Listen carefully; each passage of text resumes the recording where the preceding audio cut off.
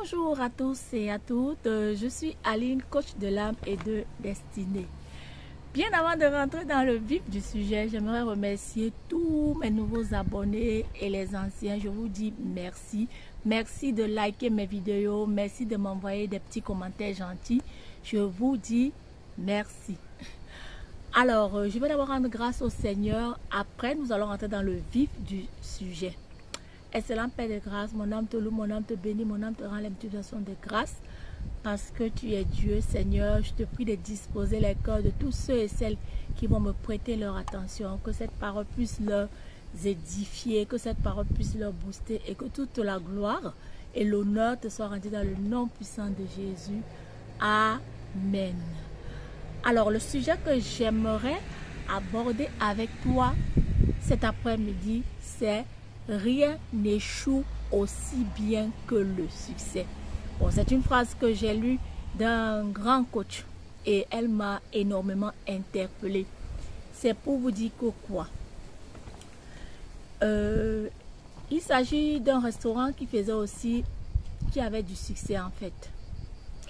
Les serveuses étaient accueillantes, le restaurant était bien, le service était de qualité, mais comme le restaurant du jour au lendemain ont eu du succès, ils ont baissé les bras. Ils ont baissé la garde, ils ont baissé la courtoisie, ils ont baissé le niveau du service en fait. Ils ont commencé à mépriser les clients, à mal leur servir et le restaurant a mis la clé sur le paillasson. Et j'aimerais aussi vous parler de l'histoire de Salomon, l'homme le plus riche du monde, que jamais personne n'a pu égaler jusqu'à nos jours. Salomon, c'est le succès de Salomon qui l'a séparé de Dieu. Tellement Salomon avait du succès qu'il épousait. C'est l'homme qui a eu 1000 femmes. Chers frères et sœurs, vous voyez le revers de la médaille. Parfois nous aspirons à des choses, à des bénédictions. Dieu n'est pas contre. Mais c'est cette même bénédiction-là qui peut vous éloigner de Dieu. Donc, d'où mon intention de nous interpeller et de nous mettre en garde. Tu peux avoir le succès. Et on l'a vu, plusieurs personnes ont eu des succès. Mais tellement elles ont eu du succès qu'il y a eu un relâchement dans leur façon de travailler.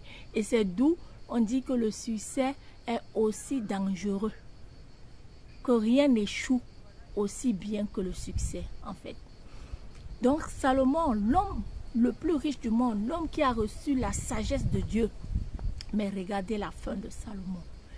À la fin de sa vie, Salomon dit « Vanité des vanités, tout est vanité ». Donc j'aimerais t'interpeller mon frère, ma soeur, et nous voyons aussi des sœurs qui ont intercédé pour leur époux, ou des époux aussi vice-versa qui ont intercédé pour leur femme. Mais quand le succès a toqué à leur porte, c'était le jour de la descente en enfer.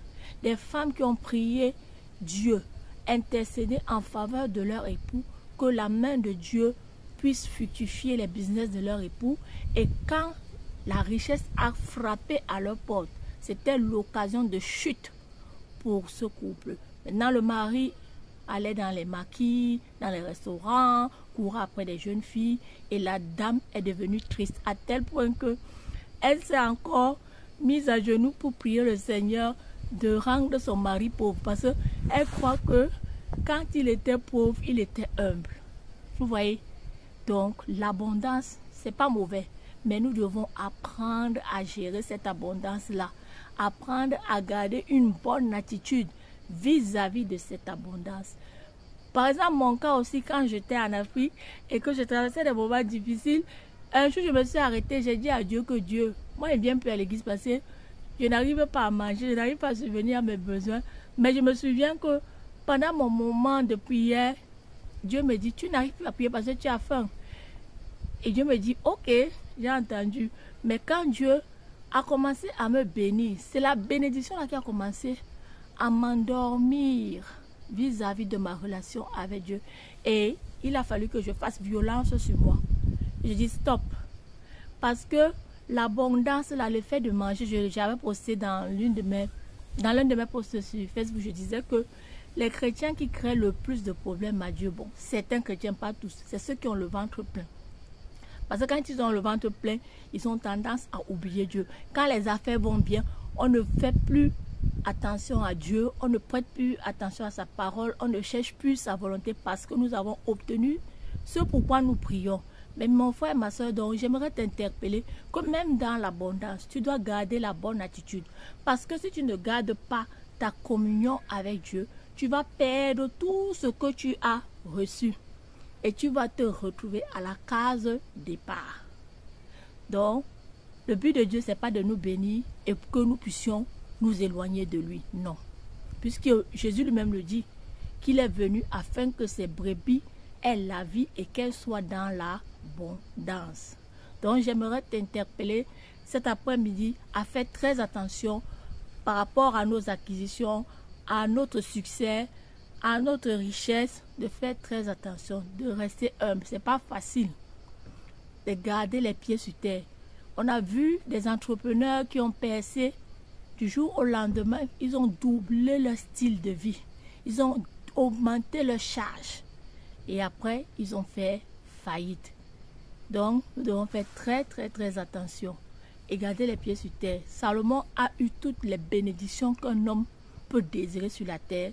Et ce sont ces bénédictions-là, c'est derrière ces bénédictions-là que l'ennemi s'est infiltré pour l'éloigner de Dieu, pour détruire sa relation avec Dieu.